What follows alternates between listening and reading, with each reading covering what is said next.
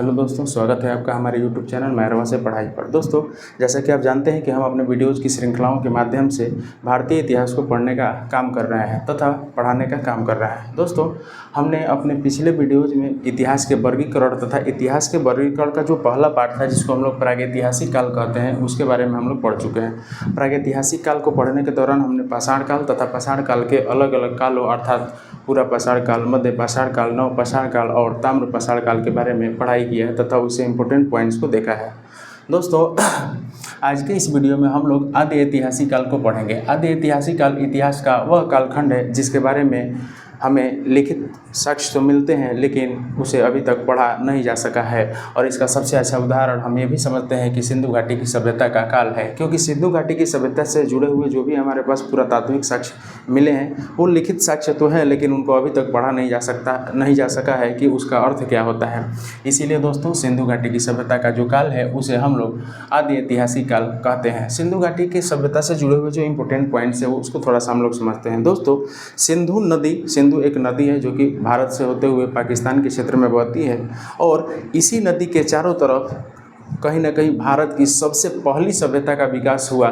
सभ्यता का अर्थ यह होता है दोस्तों कि कहीं ना कहीं मनुष्य इसी नदी के आस पड़ोस में रह करके धीरे धीरे सभ्य बने। सभ्य बनने का मतलब ये होता है दोस्तों कि जब किसी भी मनुष्य को रहने, खाने और जीवन यापन करने के ढंग की जानकारी हो जाती है, अर्थात किस तरह से रहना है, किस तरह से बोलना है, किस तरह से जीवन यापन करना है, इसकी जब जानकारी धीरे धीरे हो जाती है तो कहीं ना कहीं वैसे मनुष्यों को सभ्य मनुष्य कहा जाता है, और इसी विशेषता को हम लोग सभ्यता कहते हैं। तो दोस्तों, भारत की जो सबसे पहली सभ्यता थी, अर्थात भारत के जो सबसे पहले विकसित जो सभ्यता थी, उसका विकास कहीं ना कहीं सिंधु नदी के किनारे हुआ है। इसीलिए इस सभ्यता को सिंधु नदी के नाम से जाना जाता है। तो याद रखेंगे दोस्तों, भारत की सबसे पहली सभ्यता कौन सी थी?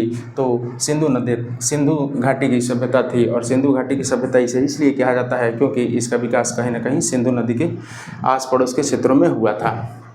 दोस्तों, हम यहाँ पर थोड़ा सा यह भी एक पॉइंट बना करके चलेंगे, और जानकारी हेतु मैं आपको बता दूं कि चूँकि सिंधु घाटी की जो सभ्यता थी उसकी जानकारी के लिए सबसे पहले पुरातत्व विभाग ने हड़प्पा नामक जगह की खुदाई की थी, इसीलिए इसे हड़प्पा सभ्यता के नाम से भी जाना जाता है। हड़प्पा एक जगह है जो कि पाकिस्तान के पंजाब प्रांत में पड़ता है। तो पाकिस्तान के पंजाब में एक जगह है हड़प्पा, तथा जब पुरातत्व विभाग को लगा कि इस क्षेत्र में एक सभ्यता हुआ करती थी, तो उन्होंने सबसे पहले हड़प्पा नामक जगह को ही खोदा, अर्थात इसी जगह की खुदाई की। इसीलिए कहीं ना कहीं इसे हड़प्पा सभ्यता के नाम से भी जाना जाता है। तो सिंधु घाटी की सभ्यता कहिए या हड़प्पा की सभ्यता कहिए, दोनों बात एक ही है दोस्तों।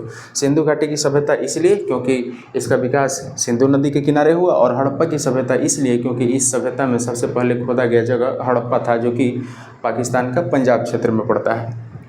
दोस्तों, अब आइए थोड़ा सा एक अन्य पॉइंट की तरफ हम लोग बढ़ते हैं। सिंधु सभ्यता की पहली जानकारी सबसे पहले 1826 में चार्ल्स मैसन के द्वारा दिया गया था। अब थोड़ा सा इस चीज़ को समझ लेते हैं दोस्तों।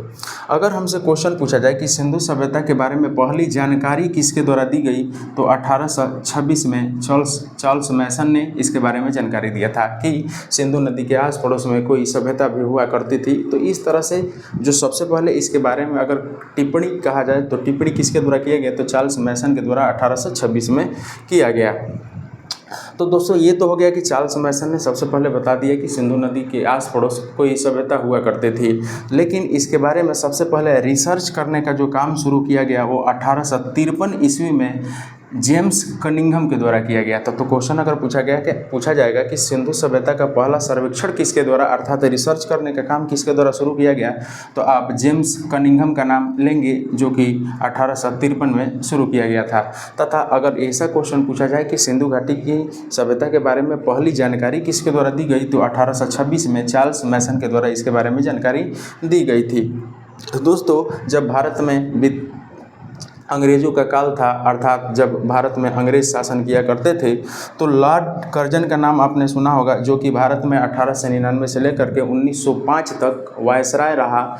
इसने भारत में पुरातात्विक विभाग की स्थापना की, जिसका जो मुख्य उद्देश्य था वो भारत में पुरातात्विक स्थलों अर्थात प्राचीन सभ्यता से जुड़े हुए स्थलों की खुदाई करना था। तो प्राचीन सभ्यता से जुड़े हुए स्थलों की खुदाई करने हेतु तथा उसके बारे में जानकारी प्राप्त करने हेतु सबसे पहले लॉर्ड कर्जन ने पुरातत्व विभाग की स्थापना की 1904 ईस्वी में। लॉर्ड कर्जन भारत का वायसराय रहा 1899 से लेकर के 1905 तक। तो क्वेश्चन पूछा जाएगा दोस्तों कि भारत में पुरातत्व विभाग की खोज किसके द्वारा या उसकी स्थापना किसके द्वारा की गई थी, तो आप लॉर्ड कर्जन का नाम याद रखेंगे। और कब की गई थी, तो ये 1904 में की गई थी। तो यहाँ पर 3 पॉइंट बहुत इंपॉर्टेंट है जिसको हमें याद रखना है। सबसे पहले जानकारी किसके द्वारा दी गई, तो 1826 में किसके द्वारा, तो चार्ल्स मैसन के द्वारा दी गई थी। और सबसे पहले रिसर्च करने का काम किसके द्वारा शुरू किया गया, तो 1853 ईस्वी में जेम्स कनिंघम के द्वारा दिया गया।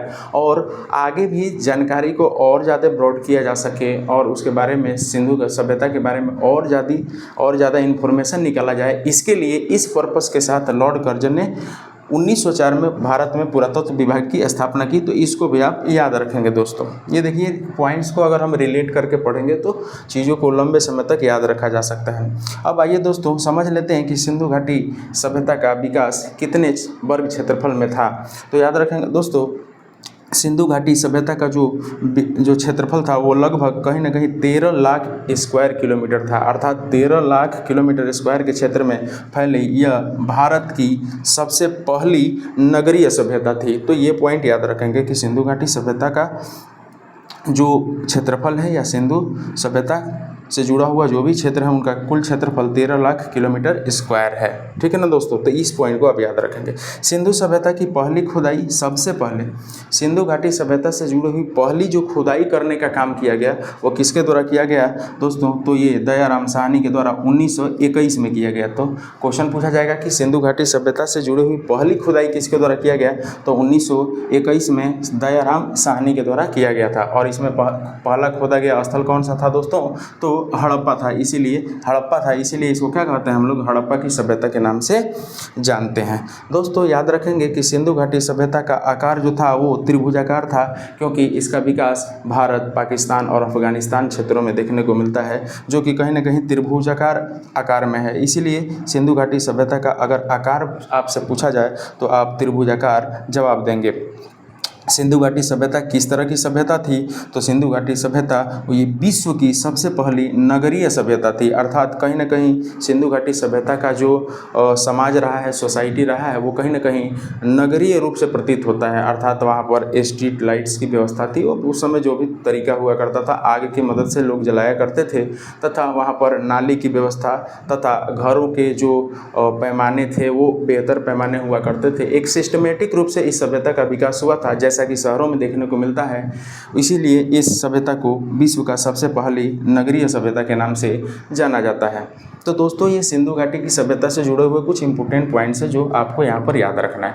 अब हम लोग देखते हैं कि सिंधु घाटी सभ्यता का जो विस्तार है वो कहाँ कहाँ देखने को मिलता है। इसके अलावे दोस्तों हम लोग सिंधु घाटी सभ्यता से जुड़े हुए 2 अन्य वीडियोज के बारे में पढ़ेंगे, जिसमें हम लोग सिंधु घाटी की सभ्यता से जुड़े हुए जो मुख्य जो स्थल हैं जिससे क्वेश्चन बार बार बना करके पूछ दिया जाता है उसके बारे में पढ़ेंगे, तथा सिंधु घाटी से जुड़े हुए जो इंपॉर्टेंट पॉइंट्स हैं जिससे बार बार क्वेश्चन पूछा जाता है उसके बारे में पढ़ेंगे।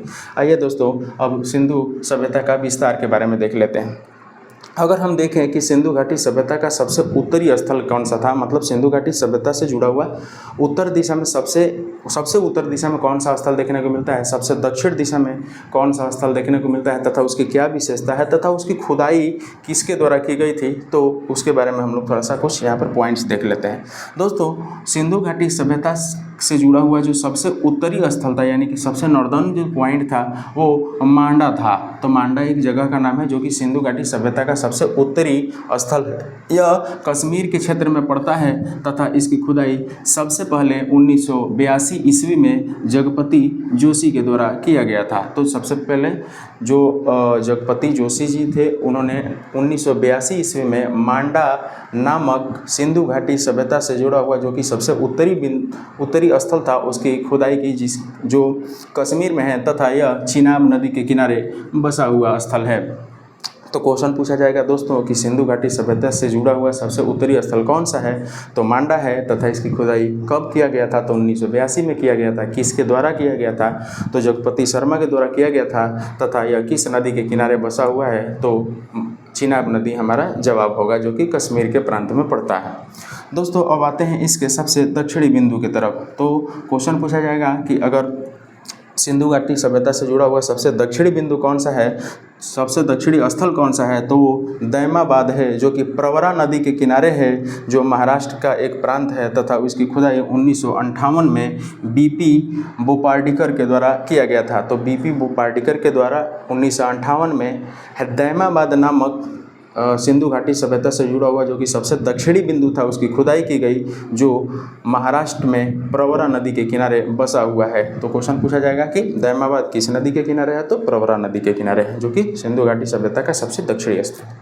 अब देखते हैं दोस्तों सिंधु घाटी सभ्यता का सबसे पूर्वी बिंदु। तो सबसे पूर्वी बिंदु जो सबसे पूर्वी स्थल अर्थात वही बात हुआ, तो सिंधु घाटी सभ्यता से जुड़ा हुआ जो सबसे पूर्वी स्थल है वो आलमगीरपुर है, जो कि यूपी में पड़ता है और यह हिंडन नदी के किनारे है तथा इसकी खुदाई यज्ञदत्त शर्मा के द्वारा 1958 में की गई थी। तो क्वेश्चन पूछा जाएगा कि आलमगीरपुर किस राज्य में है, तो यूपी में है, किस नदी के किनारे है, तो हिंडन नदी के किनारे है, तथा इसकी खुदाई किसके द्वारा किया गया था, तो इसका उत्खनन यज्ञदत्त शर्मा के द्वारा 1958 में किया गया था। तो ये पॉइंट को आप दोस्तों याद रखेंगे। अब आते हैं इसके सबसे अंतिम अर्थात इसके पश्चिमी स्थल की तरफ। तो इसका सबसे पश्चिमी स्थल सुतका गेंडोर है, जो कि पाकिस्तान प्रांत में पड़ता है। यह जो स्थल है वो दास्क नदी के किनारे है तथा इसकी खुदाई 1927 में ऑरेंज स्टाइल के द्वारा किया गया था। तो ऑरेंज स्टाइल ने 1927 में दास्क नदी के किनारे सिंधु घाटी सभ्यता का सबसे पश्चिमी स्थल खोजा था, जो कि पाकिस्तान प्रांत में पड़ता है। तो दोस्तों याद रखेंगे यहाँ पर खुदाई करने का अर्थ यहाँ पर कहीं ना कहीं विकास से भी हो सकता है दोस्तों। तो इस बात को आप थोड़ा सा ध्यान रखेंगे। दोस्तों ये वीडियो आपको कैसा लगा आप कमेंट करके ज़रूर बताएं। आने वाले वीडियो में हम सिंधु घाटी सभ्यता से जुड़े हुए प्रमुख स्थल तथा उससे जुड़े हुए इम्पोर्टेंट पॉइंट्स के बारे में पढ़ेंगे। सिंधु घाटी सभ्यता से जुड़े हुए अन्य 2 वीडियो हम लेकर के आएंगे तथा उससे जुड़े हुए सभी पॉइंट्स को हम लोग कवर करेंगे। दोस्तों वीडियो अगर आपको अच्छा लगे तो इसको अपने दोस्तों में ज़रूर शेयर करें। तब तक के लिए जय हिंद जय भारत।